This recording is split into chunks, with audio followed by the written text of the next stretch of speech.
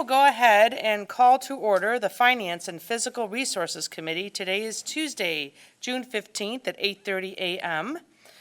We are meeting in a hybrid fashion, both in person and electronically, pursuant to MCL 15.263A1B.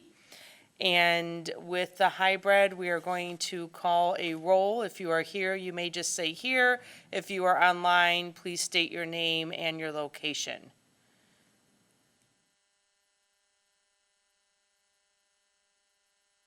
Thank you, Commissioner Chair Jones. Antor?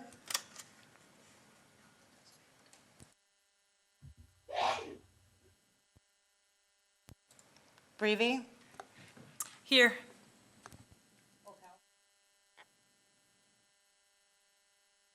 Volkowski? Here. Morgan?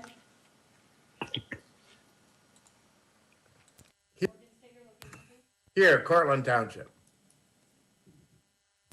Sparks? Present, Kentwood, Michigan, Kent County. Womack? Here, Grand Rapids, Kent County, Michigan.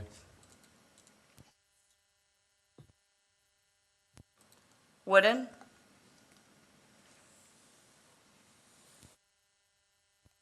Wooden? Chair Jones? Here. All right, we have a quorum. We will go ahead and move on to public comment. So we'll look at public comment at kentcountymi.gov, and we'll take public comment in person as well. Is there any public that would like to make any comments to the Finance and Physical Resources Committee this morning?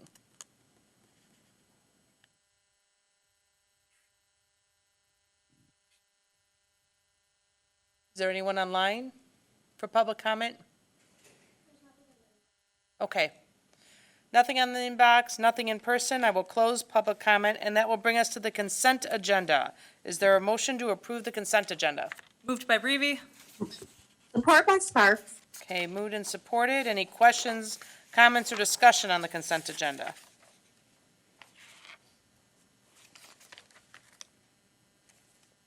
All right, seeing none, would you please call the roll to pass the consent agenda? Antor? Yes. Volkowski? Green? Yes. Morgan? Yes. Sparks? Yes.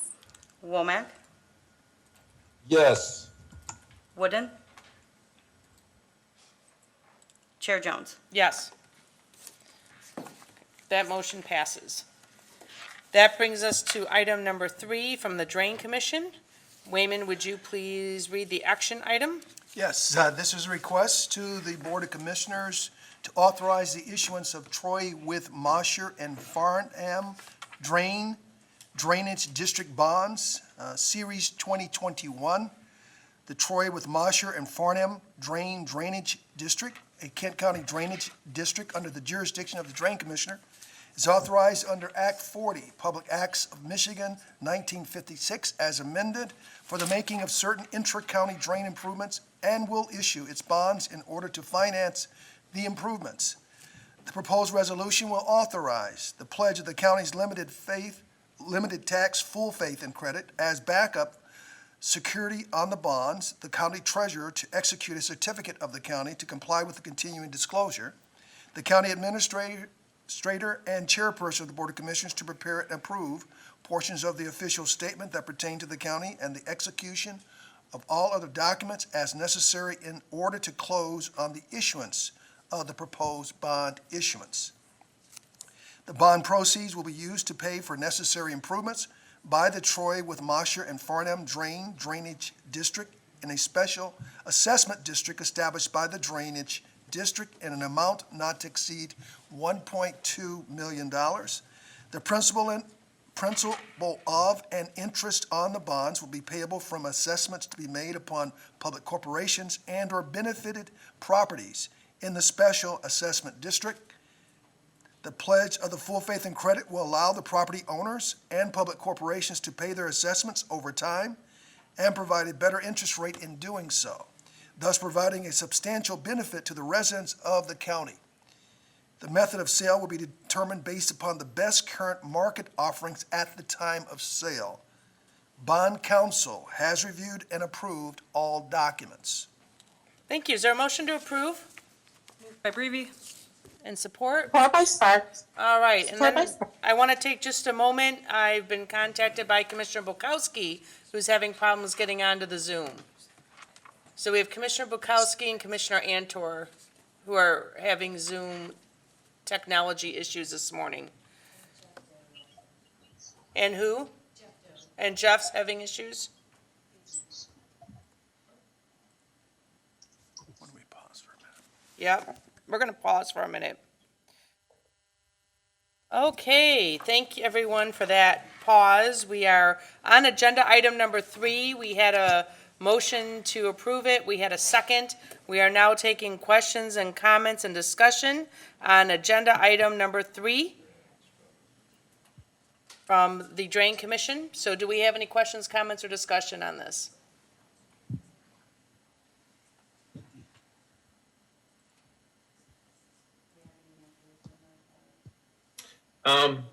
Yes, Commissioner Bukowski. Yeah, I was just curious where this drain is, and how many landowners and all that. Just real quick basics. We usually get a map, which I appreciate. I appreciate pictures. Words confuse me.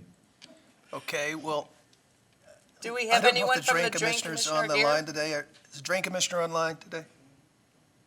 Is Do we have Ken Yonker Ken on? Yonker or anyone from his office? Okay. Jeff, are you there?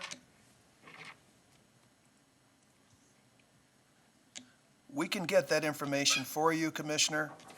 Get you a I am map. here. I'm not exactly sure where the drain is, so I'm sorry. I thought Ken was supposed to be on, but he may be having issues. Yeah, that's what I thought too. So we can get you that Oh, specific wait, wait, wait. detail. Pardon? Well, he's the attorney, so perhaps he could answer the question. She has the attorney available? He's the bond counsel. Good. I gave Roger the link as well, but I'm guessing he couldn't attend. I am here. Can He's you all on. hear me? Yes, we can. Go ahead, Yeah, Roger. thank you. Good morning, Commissioners. I don't have a map, so I can't answer that question exactly. But the drain is located in Caledonia Township and in Gaines Township. It has approximately, and this is just a rough estimation, but approximately 220 landowners in addition. And so there'll be assessments against the county for roads, against the 2 townships, and approximately 220 landowners. Okay, thank you. Okay, anyone else? Yes, Commissioner Breve. Thank you, Chair. I was able to pull up a map of the district, if that is helpful. It's about a little bit south of 84th, between Patterson and Kraft. And actually, it's a little bit north of 84th, and it goes just south of 92nd. So it's out in the lovely 10th District.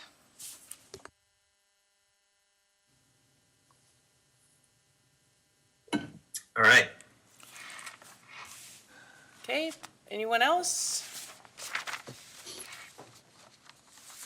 Okay, no other questions. Let's go ahead and call the roll to approve agenda item number 3. Antor, Yes. Breve, Yes. Bulkowski, Yes. Green, Yes. Morgan, Yes. Sparks, Yes. Womack, Yes. Wooden. Yes. Chair. Yes, oh, sorry. Thank you. Chair Jones? Yes. Okay, that motion passes. That will bring us to item number 4 from the Health Department. Wayman, would you please read the action request? Yes, this is a request to the Board of Commissioners to approve the Health Department's MALF grant agreement, accept and appropriate $46,000 to the 2020-21 Health Fund budget, and authorize the Board Chair or designee to execute the grant agreement, approve extensions and amendments and increases to the grant appropriation not to exceed 15% of the original award. The Health Department has received $46,000 in funding from MALF to increase the availability and accessibility of the COVID-19 vaccine to vulnerable residents in Kent County. The Health Department will work collaboratively with Kent County faith-based and neighborhood organizations to increase COVID-19 vaccine administration capacity through the Shots of Love campaign by providing support for the neighborhood canvassers and phone bank operators. Outreach activities will also be provided to help individuals overcome barriers to receiving the COVID-19 vaccine. The grant period is May 14, 2021 through May 13, 2022. Grant funds will be used to support contractual agreements with community partners to provide canvassers and phone bank operators. Assistant Corporate Counsel will review and approve all documents as to form prior to signature. Thank you. Is there a motion to approve? Moved by Green. Support by Brevi. Thank you. Questions, comments, and discussion?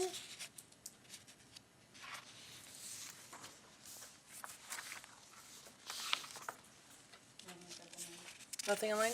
Wayman, this is a COVID-related? Yeah, it's related to COVID. What we've dropped that bottom portion because it's not coming out of CARES Fund. Okay. As we talked about it in months previous. This is coming straight from the Michigan Association of Public Health. Got it. Anyone else with a question or comment? Nothing online? All right. Would you please call the roll to pass agenda item number 4? Antor, Yes. Brevi, Yes. Bulkowski. Yes. Green, Yes. Morgan, Yes. Sparks, Yes. Womack, Yes. Wooden, Yes. Chair Jones. Yes. That motion passes. That will take us to item number 5 from the Health Department.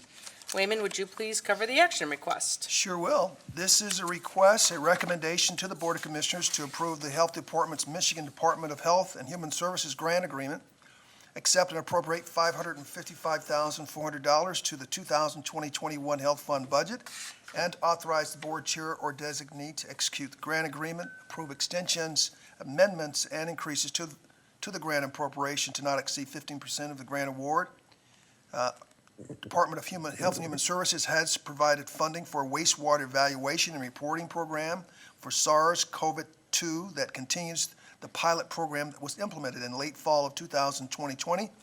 This program tests wastewater samples to detect the circulations of the SARS-CoV-2 virus within specific communities by confirming the presence of the virus, indicating the trend of virus shedding, and quantifying the disease burden within communities tested. The Health Department will partner with Grand Valley State University, Department of Cell and Molecular Biology to expand the testing program to include sites at colleges, K-12 schools, assisted living communities, food processing plants, and low-income senior residence facilities.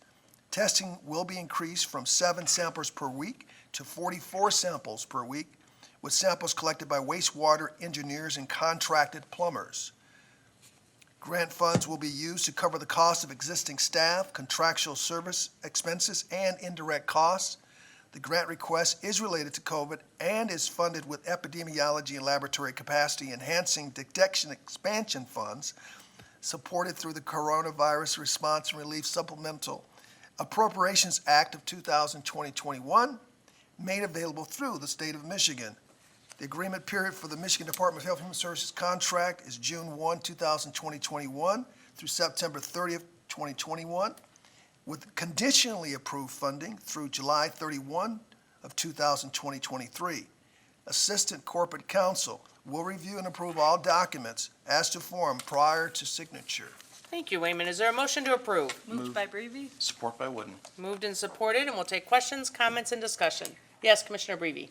Yeah, I don't know if Adam is on the line, but I am curious. I know that we did a little bit of this type of study earlier in the COVID response, and I'm just wondering if he has any data or information on how that went. I'd love to hear more about it.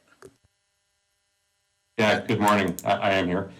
I don't have a lot of data to share with you this morning, but I can tell you that the state and federal officials who are overseeing this program nationally are very encouraged by what they saw with the pilot testing and its ability to detect changes in pathogen loads in wastewater as one way of improving our surveillance system, which, as everyone is very familiar with, testing and surveillance for new infectious diseases is a challenge that we're faced with here locally and across the country. And this is one technology that we're learning that there's an awful lot that we can tell about the overall health of the community by the profile of bacteria and viruses that are present in wastewater. And so there's a lot of promise here really to improve national safety and security by improving the surveillance system so that we can have early detections of when something unusual is happening in the community. So we're very excited about this opportunity. Grand Valley is also very excited and very eager to work with the county. They had a laboratory, they have the staff to make this happen. We're largely moving these resources from the state to Grand Valley, and we'll be working in an assisting role with them as they do this. Thanks. It's awesome that we have a great partner like Grand Valley to work with on this project. Yes, Commissioner Wooden. Thank you, Chair. Looking at the second to last bullet about how the approved funding runs through 2023, will there be additional funds available for the county to continue this since the grant runs through September of 2021? And if so, is there any thought into, as the grant progresses, shifting some of the testing from areas of populations that have high vaccination rates to areas of with populations with relatively lower vaccination rates? For instance, as we know, some school-age children are still ineligible for the vaccine. Much younger children still ineligible for the vaccine, while the vaccination rates of folks who are 60 plus are much higher. As we continue to expand vaccination and get more folks covered and see fewer cases, is there any value in directing the monitoring in those areas that have potentially more vulnerable populations to transmission, even though at the front end of this virus and this pandemic, it made most sense to test areas that were high vulnerable due to their susceptibility to the virus? Has there been any thought as to how this will continue through 2023 when it comes to sites? Yes, good morning, Commissioner. And the answer is yes on both counts. We will be receiving additional money in the next 2 fiscal years to support this program going forward through 23.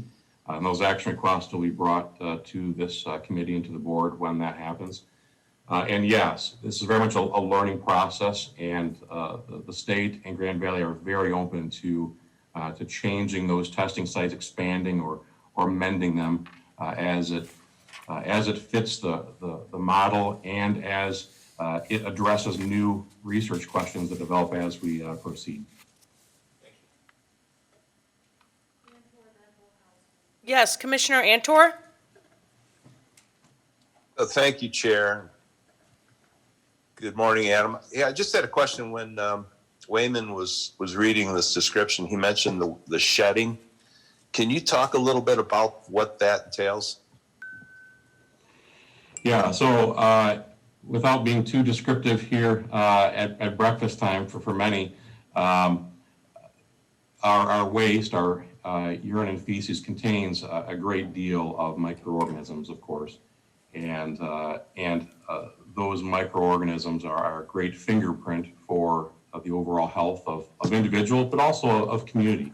And so as people flush that fingerprint down the drain, we can see on a community-wide perspective what that overall health is based on the loading of different organisms in that wastewater.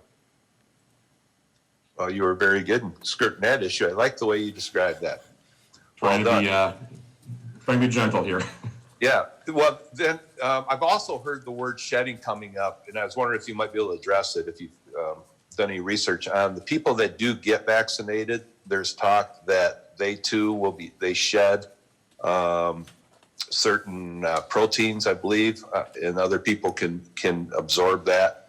And there's talk about some reproductive issues with the females that obtain the shedding, that it can affect them even though they didn't get vaccinated. I don't know where that's at. It's something I read about in different publications. Are you aware of that? And has there been any studies done to see if that's a legitimate concern? Yeah, there have been studies done, and in both cases, those are untrue. With the RNA vaccines that we have, there is no live organism that is injected into the person, and so there is no live organism to shed. With the fertility, there has been a great deal of research into that to see if there is a difference in fertility between vaccinated and unvaccinated persons. And there is no evidence of diminished fertility. There's also no evidence physiologically of a mechanism through which that could happen with the vaccines that we have. And with the trials that have been done on those vaccines, there was a very, very similar level. In fact, there was actually, I believe, one more pregnancy in the vaccine test group population than there was in the control group of individuals who were not vaccinated. So statistically speaking, we have a very identical level of fertility in those very large test groups that have been studied thus far. Okay, thank you, Adam. Okay, Commissioner Polkowski?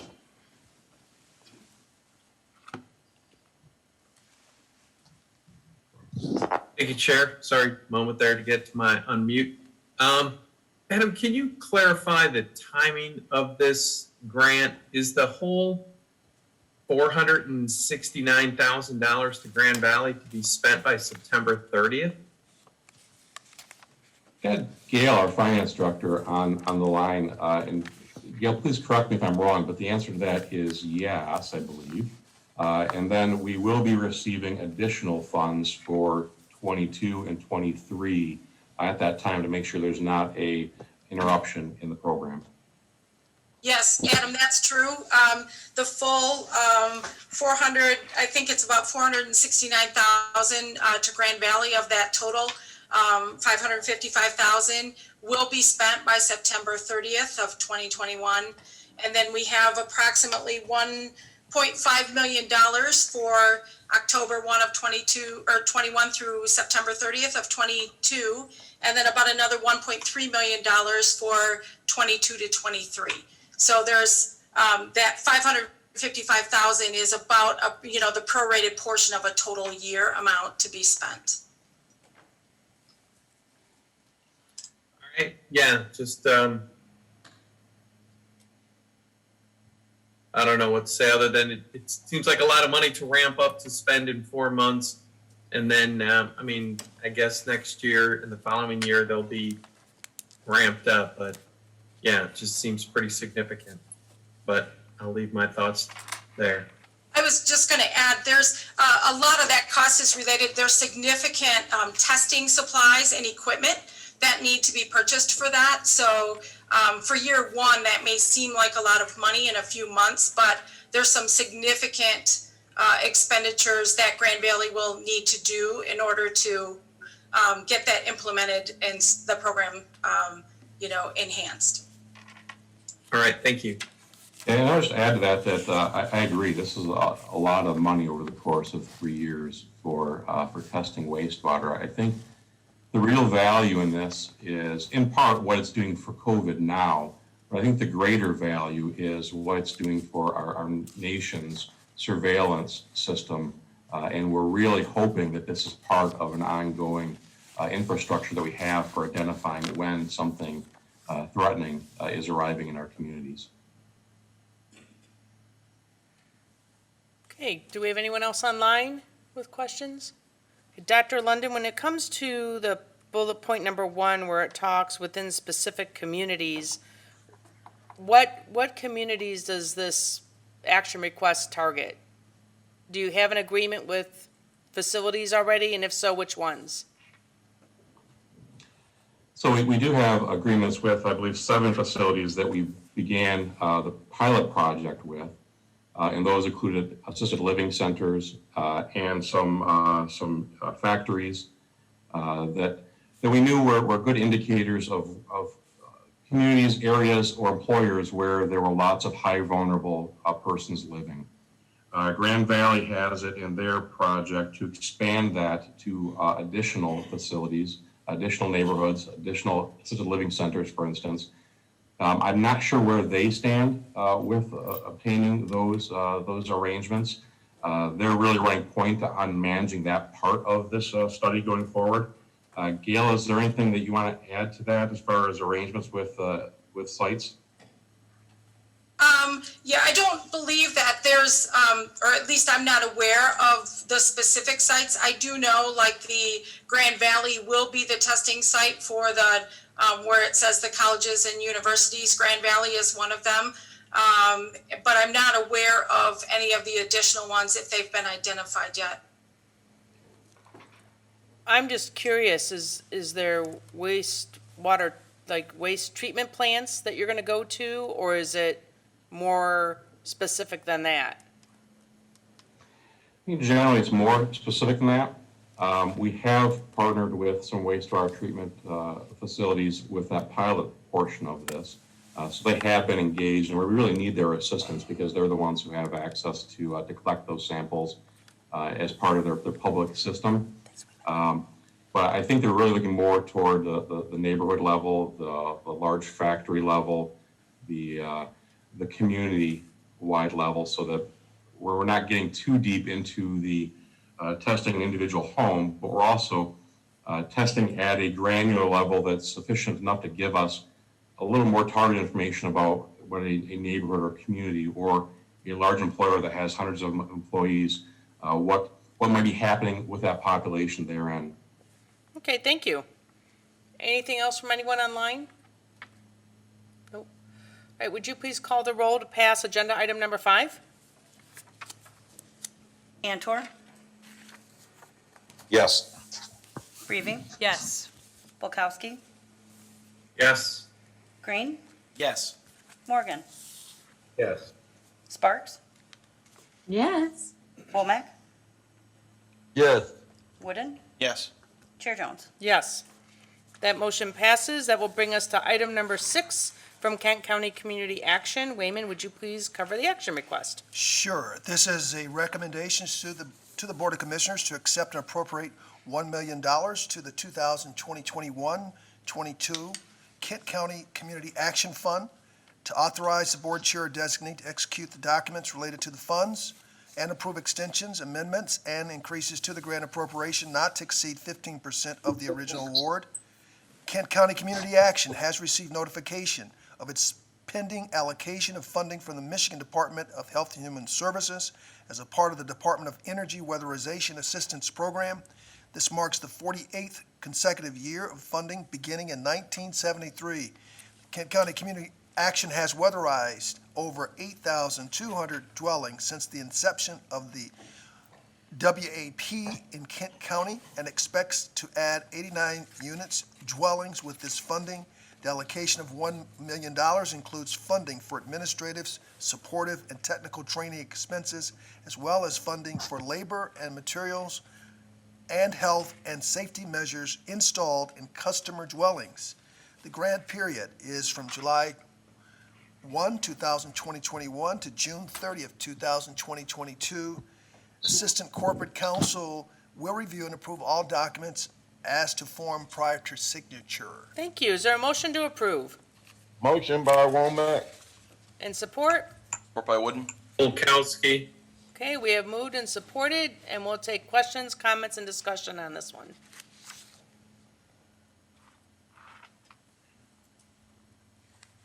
Anything from anyone online? Nope. Okay, can we please call the roll to pass agenda item number 6? Antor, Yes.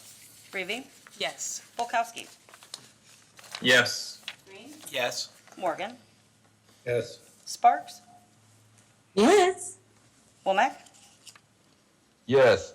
Wooden, Yes. Chair Jones. Yes. That motion passes. That brings us to item number 7 from the Road Commission.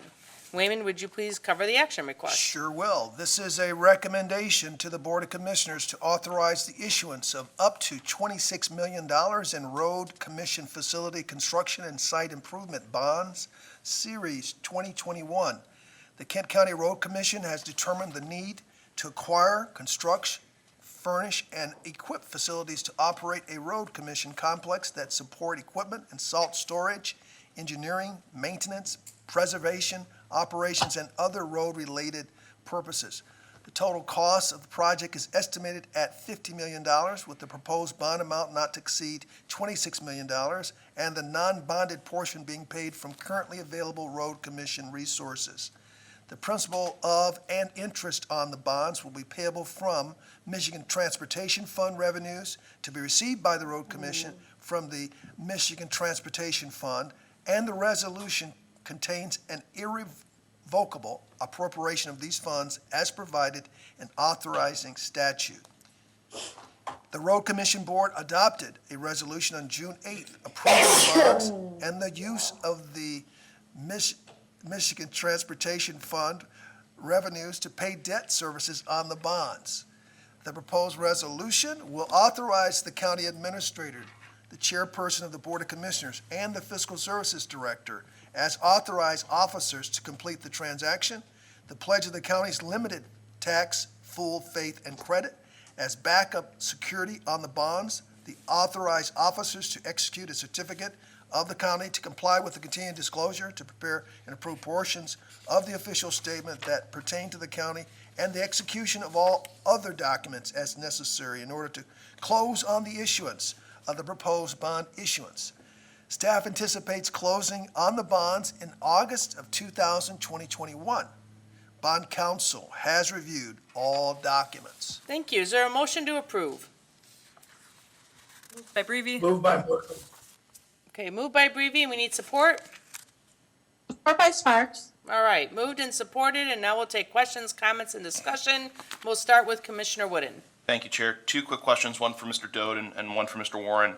Mr. Dode, seeing with the third to last bullet point saying that we're pledging our limited tax, full faith, and credit, just to confirm, does that make this structured or unstructured debt when it comes to how our bond rating agencies review us?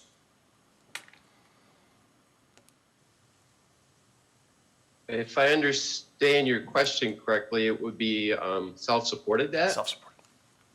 That's because it's from other revenues, yes. That's what I meant, and the I guess new parent brain forgot the phrase. My apologies. My second question was for Mr. Warren.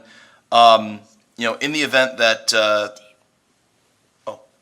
We'll have Steve come up and stand at the mic so he can answer and everyone can hear. But go ahead and address thank you, Steve Warren.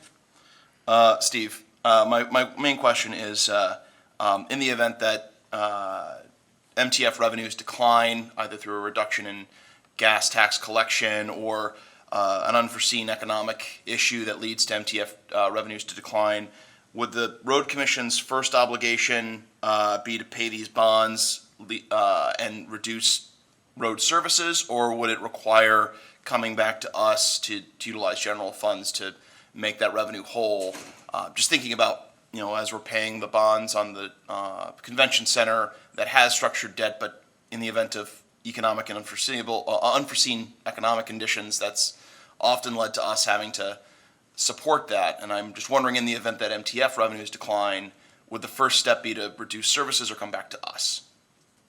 Perhaps the best way I can answer that is to kind of put what our payment of these bonds would be in perspective to our annual receipt of MTF revenues. So we're looking at a 15-year term, estimated bond payments annually somewhere in the neighborhood of $2 million. Our MTF revenues annually right now are at about 56 million, projected to increase as we go forward. But even during a major downturn in vehicle miles traveled, reduction in registration fees as we saw with the pandemic. We're down in MTF revenues, probably in the neighborhood of 4 to 5%. So even as impactful as that was, I don't see that we would be looking, to do a major reduction in service. We would continue to make those bond payments and sustain our mission critical services as we have during this last period, so. That's very helpful. Thank you, sir. I believe we have some questions online.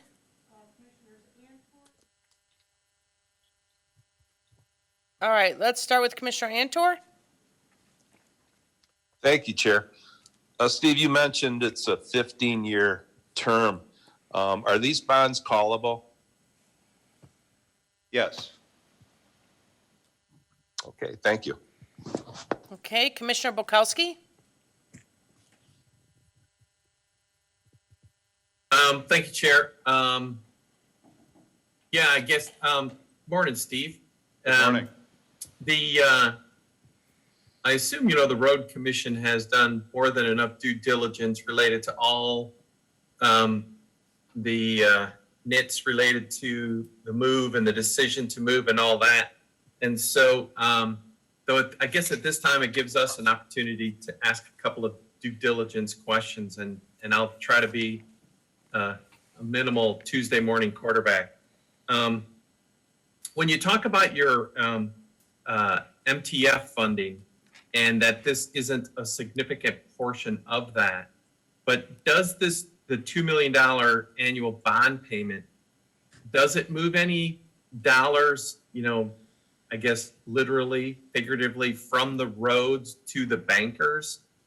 So will you have less service or reconstruction or salt out there because of this move?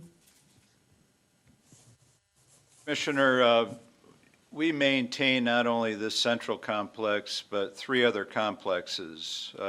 We maintain these facilities in what we feel is in the best possible condition. So a portion of our budget each year is dedicated to capital outlay, not only in terms of facilities and making sure they're properly maintained, but our equipment. So capital outlay is a major portion of our budget currently.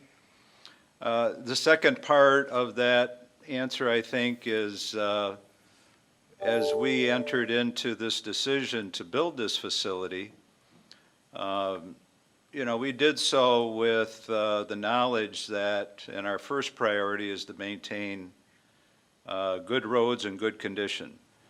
And I reported here last month our strategic plan, our long-range plan for road improvements. We are still very much on track to reach 90% of our primary road conditions in good or fair shape, 90% of those. Compared to most counties in the state, that's a very lofty and enviable position. So I think we've done our due diligence to make sure that our first priorities are being taken care of. We are also good partners with our townships, making sure that we're making dollars available to match their contributions toward local road improvements. So I appreciate the question because I think it's very important to point out that this is a need, not necessarily a want, that we are moving forward with this project, making sure that our first priorities are being met. All right, thank you. And then I guess for Jeff, coming out of commission last week when we had questions about bonds and such, looking for, the so-called truth in lending statement, where the principal here is 26 million, doing fast math. It's 15 years, $2 million a year payment. So it sounds like there's about a $4 million interest cost over the 15 years. And then what's the cost of issuance? So just to verify that interest over the 15 years and cost of issuance before this gets to the full commission, that would be great. Okay, yeah, we Thank don't have the final numbers yet because they haven't settled on the exact size. We're doing up to 26. They may do less. So we'd be happy to Right, get. well, and definitely the prorate that. I mean, I'm not looking for pennies certain, but if it were 26 million, here's projected interest, here's projected cost of issuance. Just again, not necessarily again holding you to those. It's just for us to know what really is the cost of this borrowing, the good and the bad. Thanks. Okay, we'll get that to you. Okay, Commissioner Morgan? Thank you, Madam Chair. Hey, good morning, Steve. How are you? I'm doing well. How are you? I'm fine, thanks. Hey, couple of quick comments and I guess a question. The 15-year amortization on this bond, it seems to me to be pretty short and pretty aggressive. So I congratulate you on that. It's not a lot of times, or it's not often we see a 15-year bond come through, but the 10-year's been relatively flat. And who knows with all this printing going on, what's going to happen in the near future. But what kind of bogey are you looking at as far as your interest rate when you take this bond to market? I might let Jeff or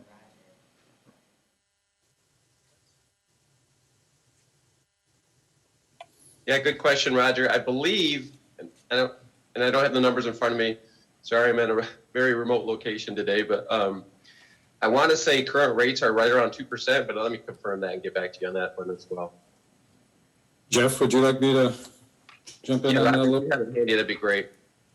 Yeah, the preliminary numbers that are being used by the underwriters, and these I would emphasize are an underlying preliminary.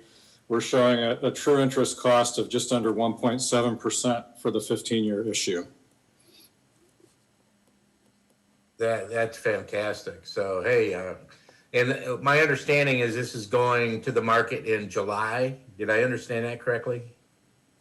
I think the current plan is pricing the bonds early in August and then closing later in the month of August. Okay, so that's relatively soon. So, hey, thank you and good luck. thank you. Okay, is there anyone else? All right, can we please call the roll to pass agenda item number 7? Commissioner Antor, Yes. Reaving, Yes. Bulkowski, Yes. Green, Yes. Morgan, Yes. Sparks, Yes. Womack, Yes. Wooden, Yes. Chair Jones. Yes, that motion passes. That brings us to item number 8, Commissioner Miscellaneous this morning for the Finance and Physical Resources Committee. Do we have any miscellaneous? Commissioner Antor. Thank you, Chair. Hey, I just wanted to apologize for being so tardy. I was actually in the queue, so to speak, about 15 minutes early, but the meeting ID either wasn't correct or wasn't allowing me to get placed in here, and I appreciate staff sending me a different ID. I'm not sure what the problem was, but sorry for being late. All right, anyone else for Commissioner Miscellaneous this morning? No hands raised? Okay, I'll just add that our next meeting is Tuesday, July 20th, in person. My understanding is all the hybrid ends, right, Wayman, come That's- June, the end of this month, That's what I understand, unless something changes So- between now and then. right? Anything is possible. We all know that there's been a lot of different pieces with this, but short of some type of change to what we currently know, the plan will be in person July 20th. And with that, we are adjourned.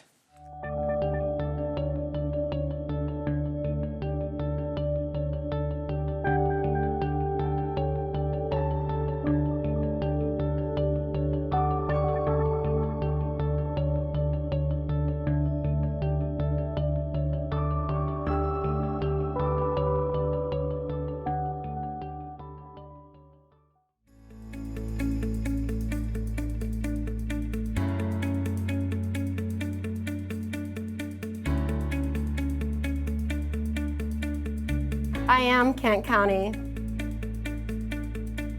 I am Kent County. I am Kent County. We are Kent County. We are Kent County. We are Kent County. We are Kent County.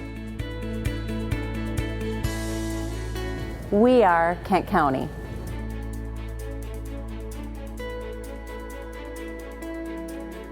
We are Kent County.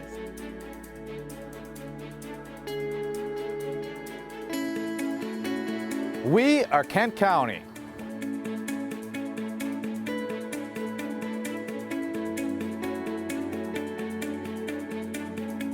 Bayard, Kent County.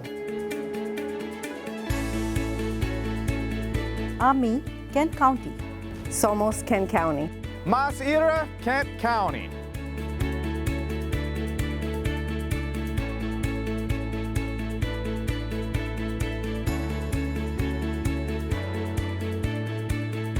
We are Kent County. We are Kent County. We are Kent County. Oh, yeah.